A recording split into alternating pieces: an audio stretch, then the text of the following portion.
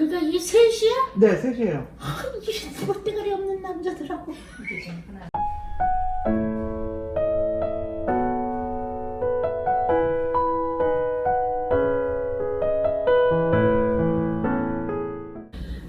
제가 비에 처음 오니까 안 계셨어요. 어디 그 다음에 1년 후에 보니까는 시아틀의 교환 교수로 안식년 갔다 오셨더라고요. 그래서 유현덕 장로님이 비리를 좀 같이 하자고 해가지고 기도만에 처음 나갔는데 그때가 이제 겨울이었고 1월 달인가 됐었고 그때는 김남 이제 목사님 그때 당시에는 장로님이신가 집사님인가 하여튼 그러셨어요. 고주에 이제 미국으로 시애틀을 교환교수로 떠나신다고 그렇게 인사를 하러 이제 참석을 하셨죠. 네, 저도 이제 그래서 95년도 초에 저는 만나 뵙고 98년도 이제 두란노 바이블 칼리지를 하는데 그때 갈라디아서가 하나 과목이 있었거든요. 근데 그때 우리 그 사무엘 목사님하고 김대원 목사님 부부하고 두 분이 같이 그 강의하러 오셨어요. 그리고 첫 시간만 목사님이 하시고 그 다음부터 장로님이 계속 하시더라고요. 그때 들었던 생각이 평신도도 저런 걸 해도 되는구나. 평신도도 이제 목사님들이나 이런 분들만 그런 거를 그런 사역들을 하는 걸로 생각을 하고 있었는데 그런 생각이 바뀌는 제 자신이 바뀌는 거가 10여 년 정도가 걸리더라고요. 그러니까 어딘가 보기에 평신도가 그 자리에 있으면 좀 불편한 거 있죠, 마음속에. 그런 것들이 그때 있어요. 불편하셨어요 그래가지고 아니 그때는 불편한 건 없었고. 왜 불편하죠? 인정이 안 돼서?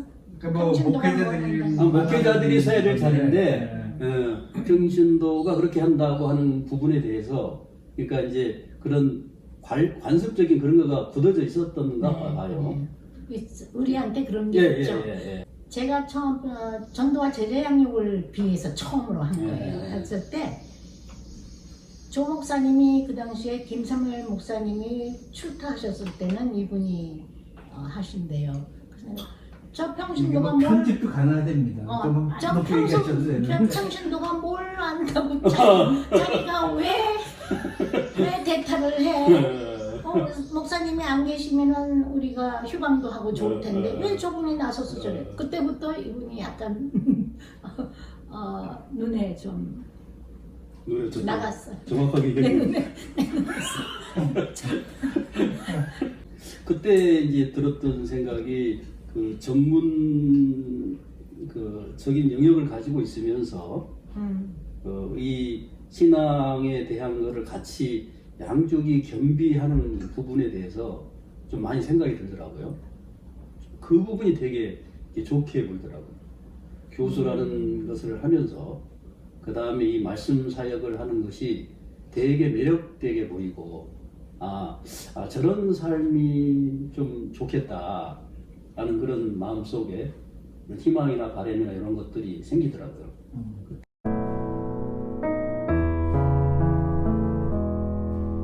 김대원 목사님 본인의 입과 이성애 사모님의 입을 통해서 들은 것 중에 하나는 그 처음 신앙 생활을 하시게 될 때 에피소드인데 예배를 갔는데 이제 이성애 권사님은 성가대 속에 앉아 계시고 그 얘기 들으셨어요? 아니 안 들었어요. 안 들었구나. 그 다음에 이제 김대원 목사님은 거의 이제 끌려오다시피 오신 것 같아요.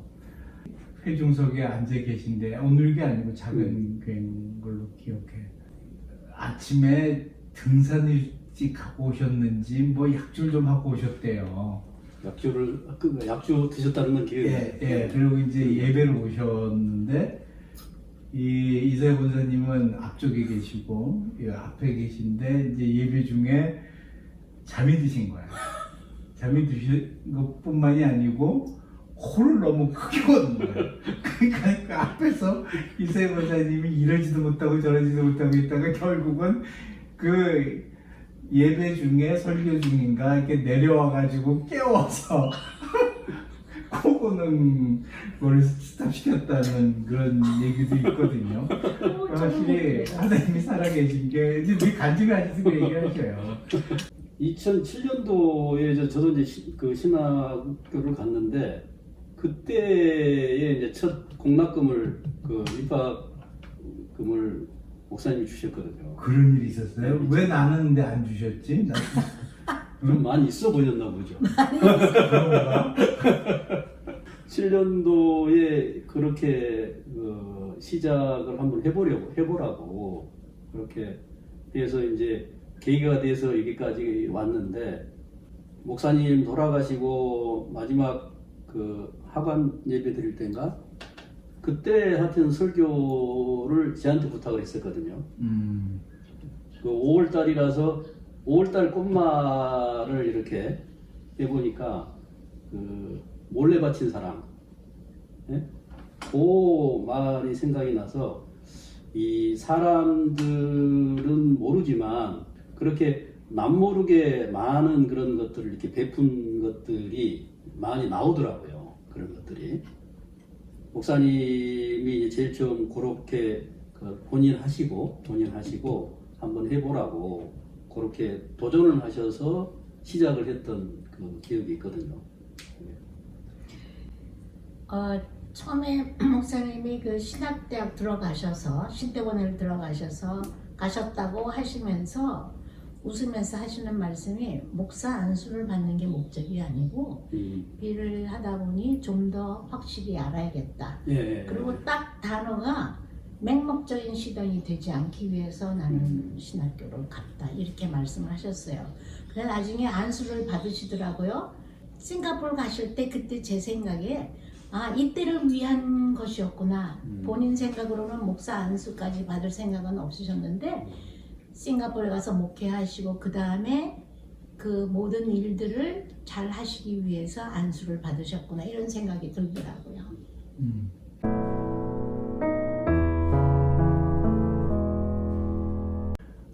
그리고 이제 저 같은 경우는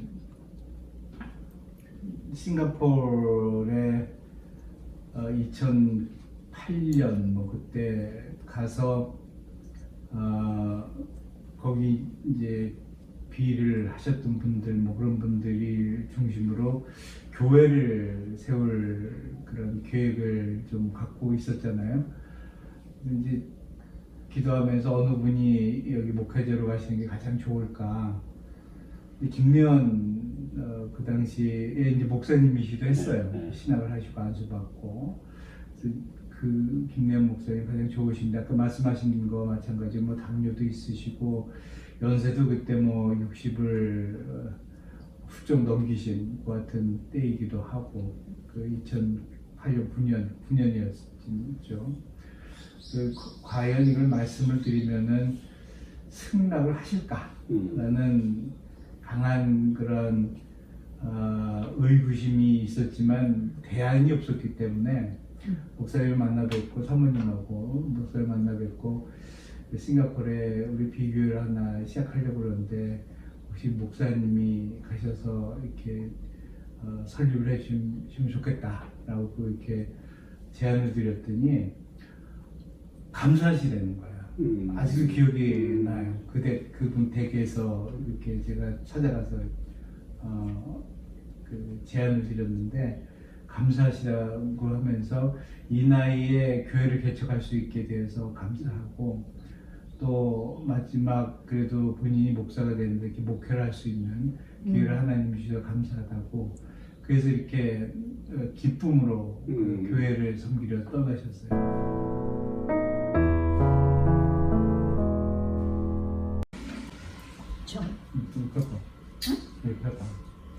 이렇게 뭐라고? 먹어 그냥. 깜짝이야. 그 아까운 걸 왜 버려 엄마가 이게. 뭘 하냐 아까 주는 거지. 뒤에 사람들이 우리 둘이 이야기한 거 보고 톰 앤 제리 같은데 그럼 누가 톰이고 누가 제리 할 때 권사님이 톰이지. 맨날 당한다 이거야.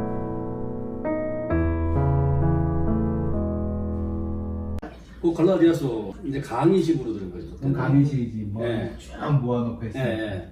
한 나는 40명 정도 이렇게. 상처와 치유, 요새 이름이 뭔지 모르겠네. 잠깐만요, 치유. 그때는 상처와 치유라고 이렇게 해서 처음으로 할 때 그러니까 그 과목도 비월드에서 이제 만들었는데 각 나라에서 이걸 인도할 사람들 모은 거야. 그래서 가셨지. 예, 방콕인가? 그래서 감사했어요. 치앙마이인가? 어디? 치앙마이. 그래. 치앙마이.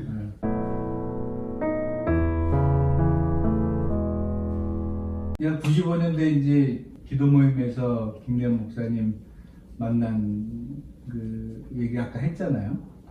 우리가 어디서 모였냐면 요즘 아론홀 뭐 그런 거 있죠. 이렇게 땅바닥에 앉아서 기도하는 거. 아, 있었죠. 그게 아마 지금 비전홀 있는데 어디 있었던 것 같은 생각이 들어요. 옛날에는. 옛날 건물이었죠. 옛날 건물에. 거기 이제 땅바닥에 앉아서 기도를 하려면은 겨울이었으니까 방석을 다 이렇게 네. 깔았어요. 근데 나 이제 처음 참석을 했는데 나하고 김종인 장로님, 그다음에 김래현 장로님 같아요. 그 당시에 장로님, 그리고 김경선 장로님 이렇게 세 분이 보통 오시고, 그 당시에 비담당 목사가 김성원 목사인가 뭐 그랬어요. 그래서 김성원 목사 오시고, 그러니까 누군가 이 방석을 깔라 놨더라고. 먼저 오시면 깔아 놨겠지. 그리고 다 끝나고 났더니 김래 목사님 쏘자가지고 방석을 다 정리를 하시더라고.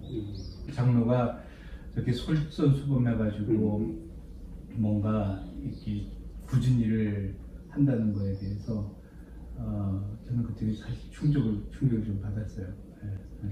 저는 그 비슷한 모습을 싱가포르 갔을 때 1주년 기념 2010년도에 갔을 때 그 홀에 있는 의자 정리 이런 것들을 혼자서 막 다니면서 하시더라고요. 한국에 계셨으면은 교수님으로 존경받고 우대받고 잘 지내실 텐데 여기 와서 저 굳은 일을 땀을 뻘뻘 흘리면서 저렇게까지 하셔야 되나? 역시 하나님의 힘이 위대하시구나 이런 게 느껴지더라고요. 그분이 하시는 걸 보고.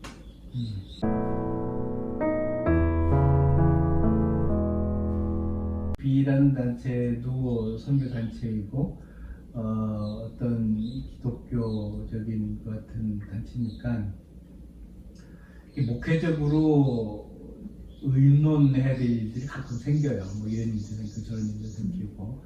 그럼 이제 제가 늘 먼저 의논하는 게 이 김래원 목사님, 김래원 목사님께 연락드려 이런 경우 이렇게 있는데 이게 어떻게 하면 좋겠습니까? 그 의논하면은 그분이 뭐 이렇게 하는 게 좋겠다고 이렇게 이제 말씀을 해주시고. 그래서 이제 저희 김래원 목사님 돌아가신 지 6년 됐는데 그런 부분이 참 아쉬운 거예요. 이 목회적으로 뭔가 처리할 때 의논 드릴 분 한 분이 안 계시다. 지금 여기 이 세상에 안 계시다라는 것이 참 아쉽고 그래서 이제 많이 생각이 나죠.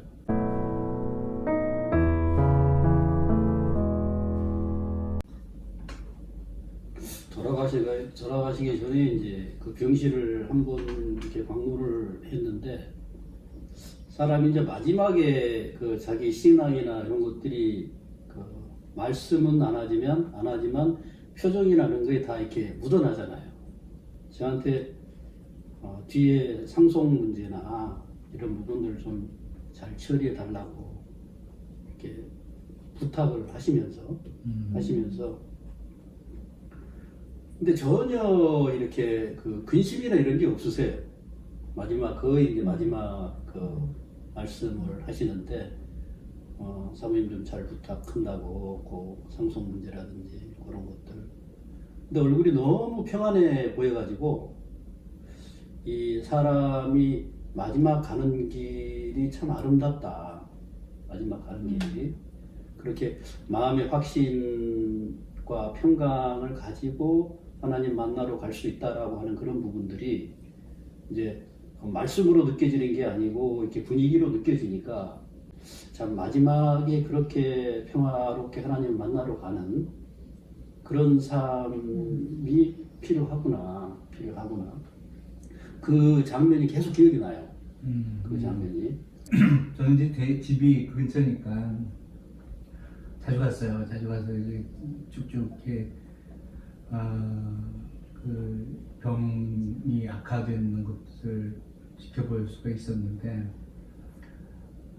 이제 거의 끝에는 너무 힘드시니까 뭐 그렇잖아요. 네. 진통제나 뭐 아니면 모르핀 같은 거 투약을 하잖아요. 그럼 이제 거의 본인 정신 없으시잖아.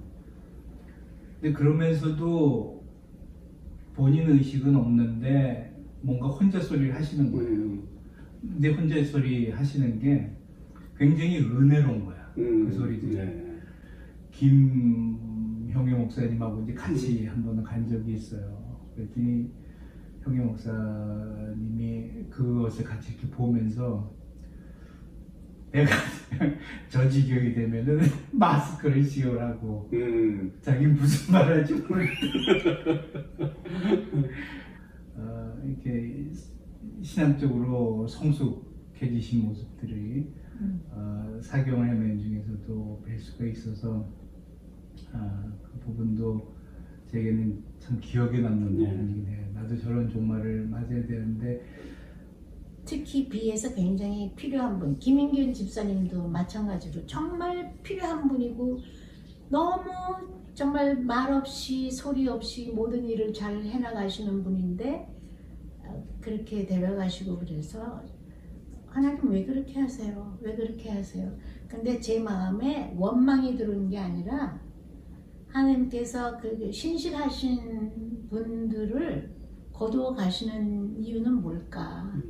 그런 생각을 가끔 하는데 지금도 그분들의 그 마지막 모습들을 이렇게 기억이 나는데 정말 목사님 말씀하신 대로 나도 그렇게 갔으면 끝까지 믿음을 지키다가 그런 모습으로 우리 자녀들한테나 나보다 늦게 예수님을 믿게 된 후배들한테도 보여줄 수 있는 하나님이 위대하심을 보여줄 수 있는 이런 마지막이 됐으면 좋겠다.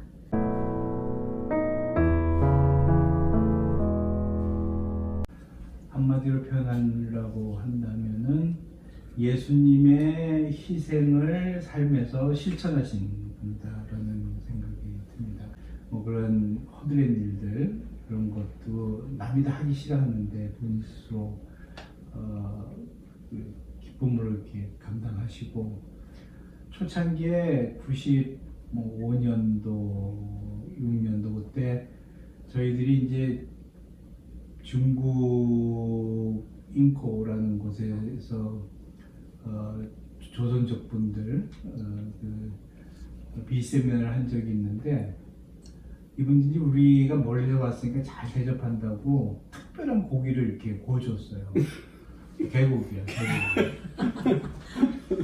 근데 아무도 안 먹는 거야. 아무도. 거기 뭐 제 아내도 있었고 이성의 사모도 계셨고 저도 있었고 뭐 김종희 장로도 계셨고 또 다른 몇몇 권사님들도 계시고 그랬는데 개고기라고 이야기를 안 하고 드려주셔야 되는데. 근데 이게 개고기 귀한 겁니다. 그러면서 이제 그 숯불 사진도 있어요. 네. 그 숯불에 이렇게 구워주는 거예요. 그러니까 아무도 안 먹으니까 워낙 김래원 목사님도 개고기를 안 드시거든요. 본인이 그냥 살신성이 예수님의 희생을 그렇게 살면서 여러 가지 모습으로 실천하셨던 분이라는 생각이 들어요. 저는 이제 목사님 생각을 해보니까 참 알까기를 잘 하신 분이다라는 생각이 들어요. 구원 이제 사이에서 그렇게 생활하시다가 신앙생활로 들어오시고 또 목사의 길을 걷고 하는 그런 부분들이 교수에서 또 이쪽으로 넘어오고 하는 그런 것들이 정말로 그 지금까지 가지고 있었던 기득권이나 이런 것들을 다 깨는 작업이 필요하잖아요. 그 순간순간들을 그 어떤 자기 의지나 이런 걸로만 된 건 아니라고 생각하거든요. 그러니까 하나님의 은혜에 부합해서 응답하면서 그런 그 중요한 지점들을 이렇게 잘 지나오신 분 같다라는 생각이 들어요. 알 깨기를 잘하신 분, 깨기를 잘하신 분. 그 무슨 일로 그분이 다리를 한번 다치신 적이 있어요. 근데 자전거가 가면서 이분을 슬쩍 건드려서 뭐 힘이 없고 지팡이에 의지하고 있으니까 조금만 건드려도 정말 우리는 거의 기겁하다시피 놀리는 거예요. 이분이 지금 얼마나 균형을 잡고 서 있기도 힘드는 그때인데 놀래서 우리는 옆에서 막 호들갑을 떨고 그냥 소리 지르고 그러는데 그 목사님은 여전히 얼굴에 미소, 그 절대 무슨 일이 있어도 평강을 잃지 않는 그분. 그러니까 마음이 부드럽고 그럴 뿐만이 아니라 그 하나님이 주신 평강을 절대 끝까지 잃지 않고 사시는 그 어려운 상황에서도 그런 모습도 보이시더라고요.